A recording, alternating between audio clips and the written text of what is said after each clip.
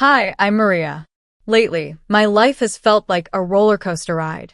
To be honest, I never thought I'd share all of this, but life has a funny way of throwing surprises at you when you least expect it. I'm 31 years old and work as a marketing executive. Up until recently, I thought I had my life all sorted out. A little over a year ago, I married Paul, my college sweetheart. We were so happy and felt like we were on top of the world. Not long after getting married, we got some incredible news. I found out I was pregnant. This was our little secret, and we were beyond excited. One evening, I couldn't keep my excitement in anymore. I turned to Paul and said, "Can you believe it? We're going to be parents." I could barely contain my joy. Paul pulled me into a big hug, his eyes shining. "I know, Maria. It's amazing," he said, smiling. "But remember, we should keep it quiet until after the first trimester." He was calm and thoughtful, reminding me to be cautious, and I agreed.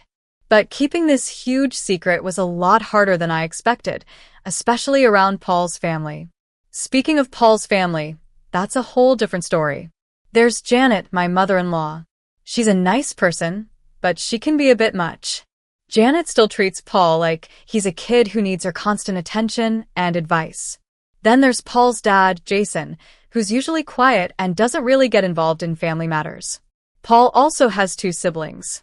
His sister, Emma, often acts like I'm her competition. She gives me these looks, almost like I stole something from her. Paul's brother, Jacob, barely talks to me, as if I'm not even there. Family gatherings are, to put it mildly, a bit challenging. Take last Wednesday's lunch, for example. Paul and I were getting ready, and Janet suddenly noticed a small wrinkle on his shirt. "Paul, honey, your shirt's wrinkled." "Maria, don't you know how to use an iron?" she asked, her tone sharp enough to make me wince. I felt a wave of irritation, but managed to keep my cool. "I'll double-check next time, Janet," I replied with a forced smile, trying to stay polite. As if that wasn't enough, Emma jumped in. "Oh, Maria, don't worry about it. Not everyone's meant to be a homemaker," she added with a smirk. I could feel my blood pressure rising, but I held back, refusing to let them see how much their comments bothered me. Later that evening, I called my best friend, Angela, to vent. "If Janet makes one more snide comment about my housekeeping, I'm going to lose it," I groaned. Angela's laughter filled the phone. "Girl, you married Paul, not his mother. Just tell her to back off," she said, trying to lighten the mood. "I wish it were that simple," I sighed. "Paul hates conflict, and I don't want to make things worse. But sometimes it's so hard to deal with this. Despite everything, I know I love Paul and want to make things work. But right now, I'm figuring out how to balance being a wife, future mom, and just myself, all while handling family dynamics that I never quite anticipated. I feel like I'm drowning under all the expectations everyone has for me." My friend Angela is always the voice of reason. She told me, "Maria, you need to stand up for yourself, especially now that you're having a baby." I knew she was right, of course, but the thought of speaking up made me feel sick, although, to be honest, it could have also been the morning sickness. As the weeks went by, it became harder and harder to keep the pregnancy a secret. One night, Paul and I were lying in bed, and he looked at me with a mix of excitement and nerves. "Maria, I think it's time. Let's tell them about the baby at the family dinner next week," he said, his eyes searching mine. I hesitated. Part of me wanted to keep our happy news just between us, safe from Janet's constant judgment and Emma's jealousy. But I knew that we couldn't hide it forever. "Okay," I said, trying to sound confident. "Let's do it." But even as I said it, I couldn't shake the feeling that this announcement would change everything. Little did I know how right I was and just how wrong things would turn out. The day of the family dinner finally arrived, and I was a nervous wreck.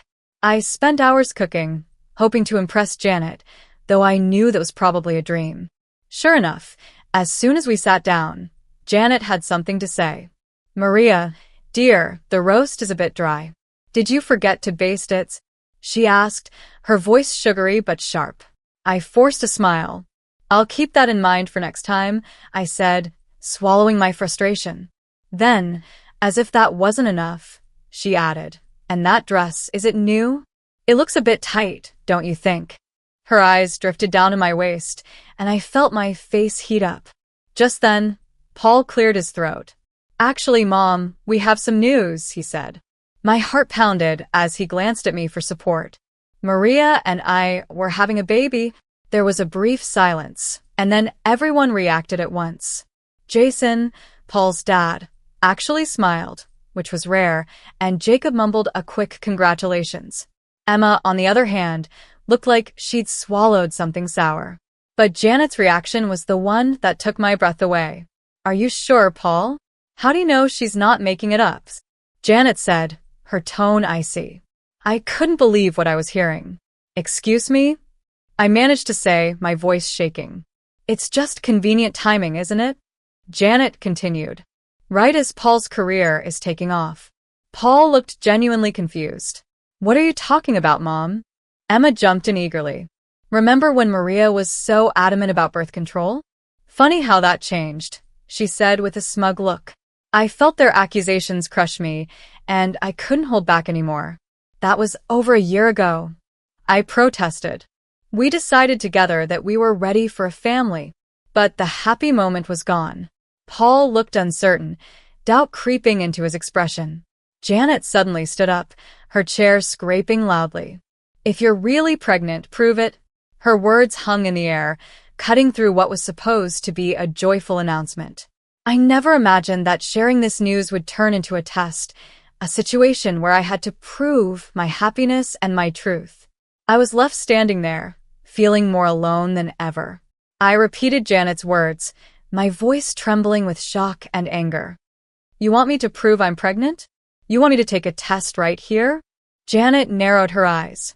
Don't be crude, Maria. A proper blood test would be fine, she replied coldly. I turned to Paul, hoping he'd step in, defend me, and tell his mother to stop. But instead, he looked torn, glancing back and forth between Janet and me. After a long pause, he said softly, maybe it's not such a bad idea, Maria. Just to settle everyone's doubts. My heart dropped. How could he even consider this? How could he take their side instead of mine? This is crazy. I'm leaving, I said, feeling a mix of frustration and sadness. I turned to go, but before I could make it to the door, Janet stepped in front of me, blocking my way. If you walk out that door, we'll all know you're lying, she said, her voice sharp and accusing. Get out of my way, Janet, I said, my voice rising. But suddenly, everything changed. It all happened so quickly, yet in slow motion. Janet's hand shot out, pushing me backward. I stumbled, desperately trying to catch my balance. I saw Jacob reaching out to grab my arm, but he was too late. I tumbled down the stairs, my world spinning before everything went dark. When I opened my eyes, tears rolled down my face as I replayed what had just happened. Janet's cold expression, Emma's smug face, Paul's hesitation, and Jacob's failed attempt to catch me. All of it swirled in my mind, filling me with a sense of betrayal I'd never felt before. As the ambulance rushed to the hospital, one question filled my mind. Was my baby okay? And even if everything was fine, could I ever trust my husband or his family again? When the ambulance reached the hospital, I was taken straight to the emergency room. Doctors and nurses were all around me, speaking quickly in medical terms I couldn't understand. But the only thing I cared about was whether my baby was safe. I felt terrified and helpless, hoping for good news. Hours later, I woke up to the steady beeping of hospital monitors. I saw a doctor standing beside my bed, and he smiled gently. Mrs. Thompson, you're awake. I have good news. Your baby is safe. You're both going to be okay. A wave of relief washed over me, but it was quickly replaced by anger as I remembered why I was there. This was supposed to be a joyful time in our lives, a celebration of our growing family. But instead, I'd been forced to defend myself against accusations from the very people who were supposed to be my family. I glanced over and saw Paul standing by my bedside, his face pale and filled with regret. Maria, I'm so sorry, he whispered. But his words felt hollow. How could he apologize now after allowing his family to doubt me, after standing by while I was hurt? I turned away, realizing that things would never be the same. In that moment, I knew I'd have to make some tough decisions about who I could really trust and what kind of life I wanted for myself and my child. This wasn't just about my baby's safety, it was about protecting our future. I don't know what happened, Paul began, but I cut him off, anger bubbling up. What happened? Your mother pushed me down the stairs. That's what happened. He flinched. Mom says it was an accident. She was just trying to stop you from leaving. Before I could respond, my best friend, Angela, rushed into the room. Maria, oh my God, are you okay? She turned to Paul, her eyes full of fire. And you? How could you let this happen? I didn't, Paul stammered, but Angela wasn't having it. Save it, she snapped, silencing him. Angela turned back to me, her voice soft now. I'm here, Maria. Whatever you need. Paul looked at me, then stepped out of the room to get some air. As soon as he left, I filled Angela in on everything that had happened. Her face grew darker with each word. We're not letting them get away with this, she said firmly. Just then, we heard voices in the hallway. Janet and Emma were talking. We just need to convince Paul it was an accident, Janet was saying. Maria's always been clumsy. Probably faking this whole pregnancy. Anyway, Angela's eyes widened, and without a word, she pulled out her phone and started recording their conversation. As their voices faded down the hallway, I felt a new resolve inside me. Enough was enough. Angela, I need your help. We're going to fight back, I said, feeling stronger with each word. Over the next few hours, we made a plan. Angela managed to get a nurse to give us copies of my medical records, which showed clear evidence of my pregnancy and injuries consistent with being pushed. We should get statements from the hospital staff too, Angela suggested. They can confirm your condition when you arrived. I nodded but hesitated. What about Paul? He's been texting me, full of doubts and clearly still believing his mother. Forward them to me. It's all evidence, Maria, Angela said, her eyes determined as she gathered everything we needed. I took a deep breath and made a call I never thought I'd have to make. Hello, is this the office of Carol Baker? I need to speak with her about a domestic abuse case. Meanwhile, Angela returned, looking triumphant. Got it all. Medical records, staff statements, and that lovely recording of Janet and Emma plotting. I took a deep breath, feeling the weight of everything settling around me. Angela, I've made a decision. I'm leaving Paul. Her eyes softened, filled with both understanding and sadness. Are you sure? I have to. For my baby's sake and my own, I replied firmly. Just then, Paul walked back into the room, looking conflicted. Maria, can we talk? Mom wants to come and apologize, he said, looking at me with pleading eyes. No, Paul. We can't, I said, cutting him off. And she can't. I'm done. His face fell, clearly not expecting this. What do you mean? I mean I'm leaving, I said, my voice steady. I watched the shock spread across his face, but I didn't feel any doubt. I had to protect myself and my baby, and that meant leaving behind anyone who didn't have my back. I can't be part of this family anymore, Paul. It's not safe for me or our child, I said, my voice firm but filled with sadness. Maria, please. We can work this out, Paul pleaded, looking desperate. Angela stepped in, her voice steady and strong. She said her piece, Paul. Respect that. Paul looked at both of us, stunned, then slowly left the room, looking like he'd been hit by a wave. As the door closed behind him, I felt a mix of emotions, sadness for the life I had imagined, but also relief.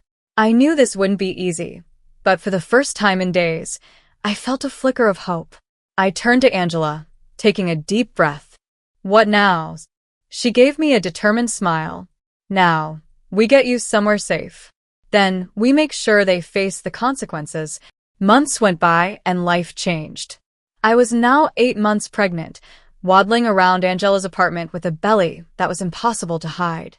Every day, my baby bump reminded me of why I was fighting so hard for a future free from the pain and distrust I had endured. Ready for court today? Angela asked, handing me a glass of water. I took it, my hand a little shaky. As ready as I'll ever be, I said with a nervous smile. When we arrived at the courtroom, it was packed. Across the room, I saw Paul and his family. Janet sat there, looking as smug as ever, but I knew that wouldn't last. My lawyer, Carol, was sharp and prepared. She began presenting our case, piece by piece, my medical records, testimonies from hospital staff, and finally, the recorded audio of Janet and Emma planning to cover up their actions. Your Honor, we'd like to present audio evidence of the defendants discussing their attempts to hide their actions, Carol announced. As Janet and Emma's voices played for the court, I saw the color drain from their faces. Paul looked like he'd been slapped, his expression filled with shock and horror. Then, the judge turned to Janet.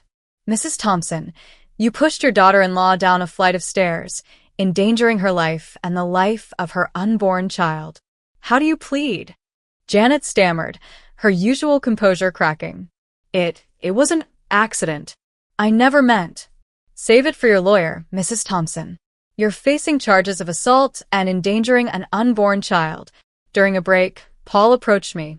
He looked exhausted and defeated. Maria, I had no idea. I'm so sorry. Can we please talk? For a moment, I felt a hint of pity, maybe even a small flicker of regret. But then I remembered those long, painful days in the hospital, how he had doubted me, how he had chosen his mother over me and our child. I shook my head. No, Paul. Your apology means nothing now. You chose your mother over us. There's no coming back from that. His face crumpled, but I held firm. I had a future to protect. Later, the judge's gavel came down with a loud bang. In the matter of Thompson versus Thompson, this court rules in favor of the plaintiff. Mrs. Maria Thompson is granted a divorce, full custody of the unborn child, and a settlement of $700,000 for emotional damages and medical expenses. Hearing those words, I felt a wave of relief wash over me. This chapter was finally over. I had fought for myself, for my child, and for a new beginning. I didn't look back at Paul or his family as I left the courtroom. My focus was now on the future, one where I could finally feel safe and start anew. I let out a breath I hadn't realized I was holding. It was finally over. We had won. 4 years later, I'm busy blowing up balloons for my daughter Michelle's second birthday. My little fighter, born against all odds, now happily toddles around, babbling and laughing. Angela walks in, her arms full of presents, smiling wide. Where's the birthday girl? Auntie Angela's got goodies, she says with a big grin. I watch Michelle squeal with joy, her eyes lighting up, and I can't help but feel a deep sense of gratitude for how far we've come. So much has changed in my life. I'm running my own marketing business now, using my experiences to help others who have been through hard times tell their own stories. My goal is to give people a voice, to turn pain into purpose. Janet is no longer in our lives. She's serving her sentence. Turns out pushing a pregnant woman down the stairs is something the justice system takes very seriously. I don't think about her much anymore. She's part of the past, a chapter I've left behind. More friends start arriving, filling my home with warmth and laughter. These are my people now, the family I've chosen. Together, we laugh, eat, and celebrate Michelle's special day. I feel surrounded by love, and I realize that this is what family is supposed to feel like: supportive, joyful, and safe. As the party winds down, I carry a sleepy Michelle to her bed and tuck her in, whispering softly, "Happy birthday, my brave girl. The world is yours, and it's mine too." I kiss her on the forehead, feeling a peace I haven't felt in a long time. This life, this new beginning, is one that I fought hard for. It's a life that is safe and happy, one I'm determined to protect. Whatever challenges come next, I know Michelle, and I can handle them together. After everything we've been through, I have no doubt we're ready. Reflecting on my journey, I'm left with one question. If you were in my shoes, would you have given Paul a second chance? Was I too harsh in rejecting his apology? Or was it the right choice to protect myself and my daughter from possible future harm? There's no easy answer, and everyone's story is different. But I'd love to know what you'd have done in my situation. If you're facing a tough decision or know someone who is, sharing your perspective might help. Please leave your thoughts in the comments below. Your experiences and opinions could really make a difference for someone going through something similar. If this story resonated with you, please give this video a like. It helps more people find these stories and learn from the experiences shared here. And if you want to hear more stories like this, don't forget to subscribe. Your support means everything as we continue to share these important journeys. Thank you for being here, for listening, and for helping build a community where we can all learn, heal, and grow together.